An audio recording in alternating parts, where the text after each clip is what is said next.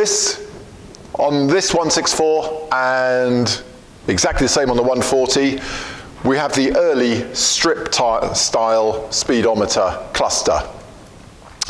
Now, when you lose either the dash illumination bulb here or one of the actual control bulbs,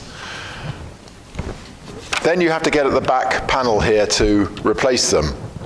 Now, doing that in situ is very difficult, but you'll be pleased to know getting this out in its entirety is surprisingly simple.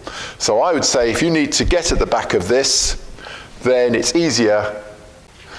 For the full video, completely advert-free, click on the link above.